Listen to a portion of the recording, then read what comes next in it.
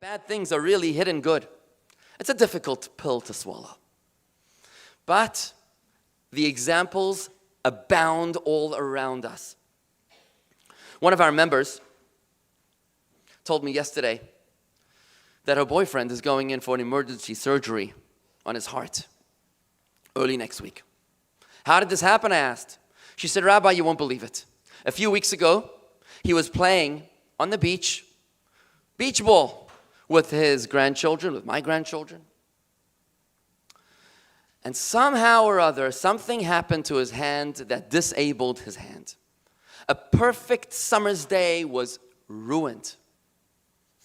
But if not for that event that forced him to begin seeing all sorts of doctors, that forced him away from golf. Can you imagine in Florida, in Palm Beach, not being able to play golf and racquetball anymore, pickleball?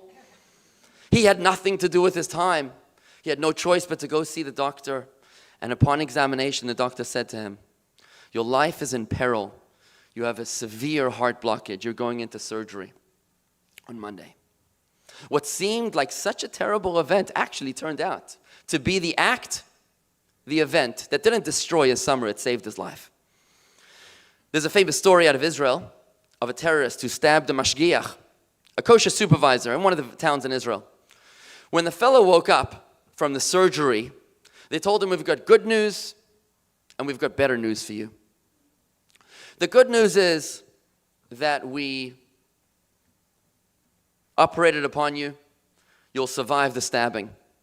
But the better news is that while we were doing surgery on you, we found a tumor growing inside of you. And we made the decision, together with your family, to remove the tumor. How ironic that it was the terrorist stabbing that saved his life. When I was a young yeshiva student, in one of the yeshivas that I studied in, it was a very small program that I was in, I noticed that some of my colleagues were getting on my nerves. It happens sometimes, you know? This one's a narcissist, this one is aloof, this one's checked out. Everyone had their own little thing. And I'm thinking to myself, God Almighty, why? Why would you put me into this asylum? But I decided nothing can happen for the bad. There's got to be something good in here. I was soon preparing to get married. So I figured, you know what? Instead of me going through a dating process, I'm going to identify the personality traits that drive me bananas so that by the time I'm out of here, I'll know exactly what I'm looking for.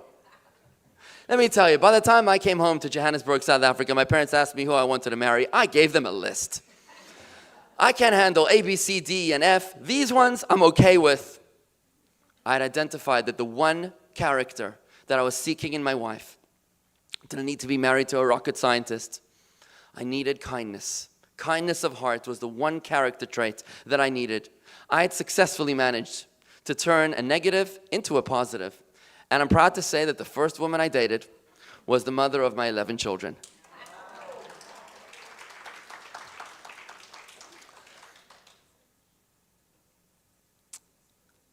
The Torah tells us, when you analyze the Torah, you'll notice this truth coming out everywhere. How bad things are really hidden good. Before the Jewish people crossed the Red Sea, the Torah tells us, there was cloud and there was darkness and it illuminated the night. The cloud and the darkness illuminated the night? What does that even mean? How does night illuminate darkness? This was a question asked by the fifth Rebbe, the Rebbe Rashab of Chabad, in 1915. In his Magnus Opus, one of the most profound works of all of Chabad philosophy, it's called Ayin Beis, a reference to the Hebrew year in which it was begun. He asked this question, what is it supposed to mean that the darkness illuminated the night? The Rebbe Rashab explained, it was right around Passover time, when he explained in this discourse that the darkness is not the absence of light, it's the abundance of it. Darkness is not the absence of light, it's the abundance of light. It's something so intense that you can't see anything. Like imagine somebody shines 1,000,000 volts in your eyes, God forbid. It will blind the person because it's the intensity of light, it's not the lack thereof. 5 or 6 months later, a young Viennese scientist by the name of Albert Einstein issued a paper that he called The Theory of Relativity to the Prussian Academy of Science. And in it, he posited that the universe contains massive balls of light that appear as dark. He called them black holes. Now, since 1915, this was a theory.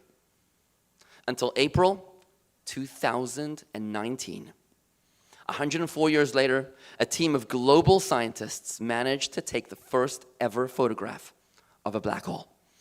You can see it on the internet. It's a perimeter, black, and the light is only on the outside.